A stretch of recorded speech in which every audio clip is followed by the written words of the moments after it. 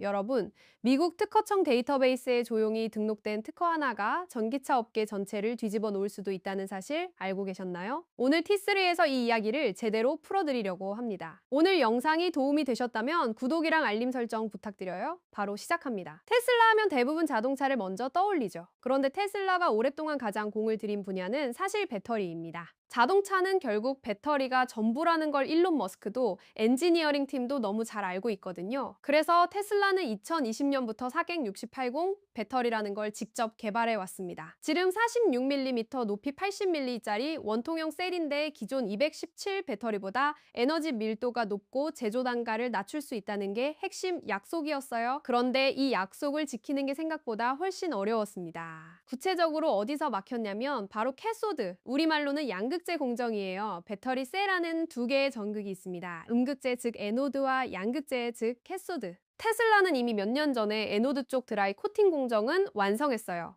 솔벤트 없이 건식으로 전극을 만드는 방식인데 에노드는 재료 특성상 이걸 구현하는 게 상대적으로 쉬웠습니다. 문제는 캐소드였죠. 기존 업계의 표준 방식은 이른바 웨트 슬러리 공정입니다. 양극재 파우더를 독성 액체 솔벤트에 개어서 금속 포일 위에 코팅한 뒤 수백 피트 길이의 대형 건조 오븐에 통과시켜서 솔벤트를 날려보내는 방식이에요. 상상이 가시나요? 공장 안에 건조 오븐만 수백 피트짜리가 들어가야 한다는 겁니다. 그리고 날아간 솔벤트는 그냥 버릴 수도 없어요. 독성 물질이니까 고가의 회수 시스템을 별도로 갖춰야 합니다. 초기 설비 투자비가 어마어마하고 에너지 소비도 엄청납니다. 테슬라가 원한 건 이 모든 걸 없애는 거였어요. 솔벤트도 없이 건조 오븐도 없이 회수 시스템도 없이 양극재를 바로 코팅하는 드라이 캐소드 공정. 그런데 거의 3년간 이걸 못했습니다. 왜냐면 캐소드 파우더 자체가 문제였거든요. 양극재 파우더는 에노드 파우더와 달리 굉장히 단단하고 거칩니다. 마치 미세한 모래알 같다고 보시면 돼요. 이걸 솔벤트 없이 고속으로 금속 포일에 코팅하려고 하면 파우더가 부서지고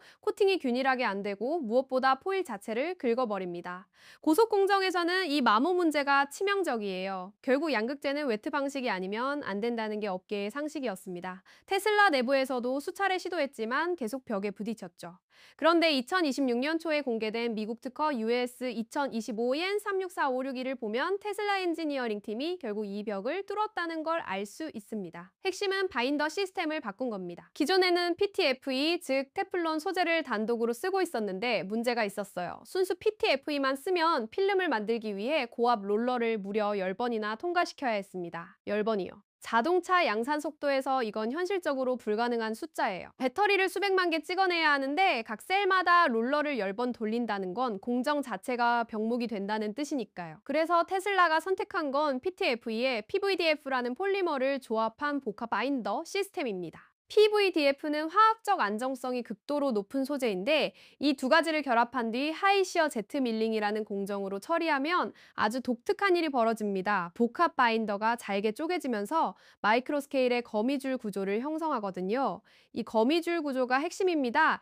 양극재 활물질 입자들이 이 미세한 망 안에 물리적으로 걸려서 서로 고정되는 거예요. 솔벤트 없이도 접착제 없이도 필름이 스스로 뭉쳐서 유연하고 자립 가능한 상태가 됩니다. 자기 자신을 지탱할 수 있는 필름이 만들어지는 거죠. 여기서 한 가지 더 중요한 설계 포인트가 있습니다. 바인더를 아무리 잘 설계해도 너무 많이 쓰면 리튬 이온이 이동하는 길을 막아버립니다. 배터리 성능이 뚝 떨어지죠. 그래서 테슬라는 활물질 입자의 크기 자체를 키웠어요. 입자가 크면 표면적이 줄어들고 표면적이 줄어들면 같은 양의 파우더를 결합하는데 바인더가 덜 필요합니다. 이 덕분에 전체 바인더 함량을 2% 미만으로 유지할 수 있었고 리튬 이온이 자유롭게 흐를 공간이 충분히 확보됐습니다. 결과적으로 롤러 통과 횟수가 10회에서 3회로 줄었습니다. 3번만 통과하면 실사용 가능한 필름이 형성됩니다. 같은 시간에 약 3배 더 많은 전극을 만들 수 있다는 뜻이에요. 제조 속도가 3배로 뛴 겁니다. 그럼 이게 실제 공장 수준에서 어떤 변화를 가져오냐 숫자로 이야기해 드릴게요. 우선 공장 면적이 절반으로 줄어듭니다. 수백 피트짜리 건조 오븐이 사라지고 솔벤트 회수 시스템도 없애도 되니까요. 배터리 공장을 짓는 데 드는 초기 자본 투자 비용이 40% 이상 감소한다고 테슬라 측은 분석하고 있습니다. 그리고 전극 자체의 생산 원가가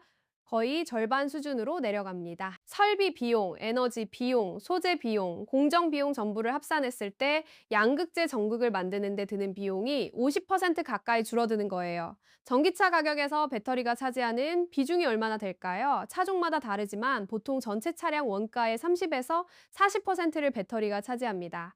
그 배터리 원가에서 양극재 전극 공정 비용이 절반으로 내려간다는 건 전기차 전체 가격에 직접적이고 큰 영향을 줄 수 있다는 뜻입니다. 물론 이런 얘기가 나오면 항상 그래서 실제 성능은 괜찮냐는 질문이 따라오죠. 정당한 질문입니다. 제조 공정을 단순화하다 보면 품질을 희생하는 경우가 종종 있으니까요. 그런데 테슬라가 발표한 성능 테스트 결과를 보면 드라이 공정으로 만든 셀이 2000번의 충반전 사이클 후에도 초기 용량의 약 90%를 유지합니다. 전기차 배터리 내구성 기준으로 이건 충분히 경쟁력 있는 수치예요. 그리고 이건 더 이상 실험실 이야기가 아닙니다. 2026년 1월에 있었던 테슬라 4분기 2025년 실적 발표 콜에서 테슬라 4688 배터리 부문 부사장 본 에글스턴이 직접 확인해줬어요. 텍사스 기가팩토리에서 이 완전 드라이 공정셀을 지금 이 순간에도 대량 생산하고 있다고요. 에노드와 캐소드 양쪽 모두 드라이 공정으로 완성한 이른바 2세대 4608스 셀이 이미 오스틴 공장에서 생산되는 일부 모델 Y 차량에 탑재되고 있습니다. 앞으로 사이버트럭, 사이버캡, 세미에도 2026년과 2027년에 걸쳐 순차적으로 확대 적용될 예정이고요.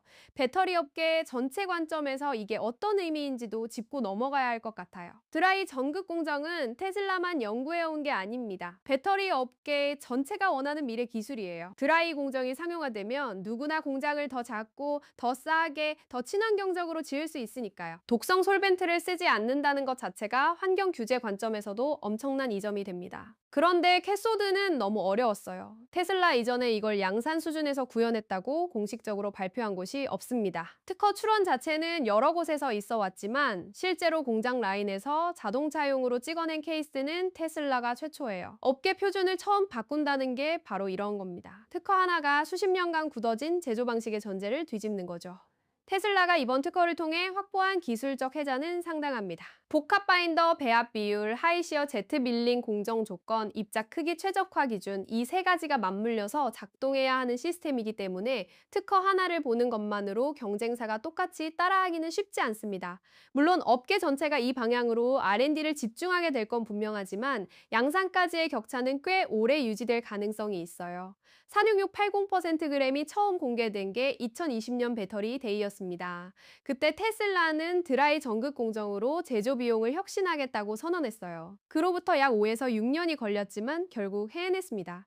에노드 드라이 공정, 캐소드 드라이 공정 개발, 특허 출원, 대량 생산 확인까지 긴 레이스였지만 완주를 한 거예요. 전기차 보급의 가장 큰 장벽이 가격이라는 건 누구나 압니다. 그리고 가격의 가장 큰 요인이 배터리라는 것도요. 이번 드라이 캐소드 공정이 실제 차량 가격에 얼마나 언제 반영될지는 아직 지켜봐야 하지만 제조 원가가 실질적으로 내려가고 있다는 건 분명한 사실입니다. 오늘 내용이 유익하셨다면 좋아요 한 번만 눌러주세요. T3에서 계속 이런 기술 이야기 이어가겠습니다.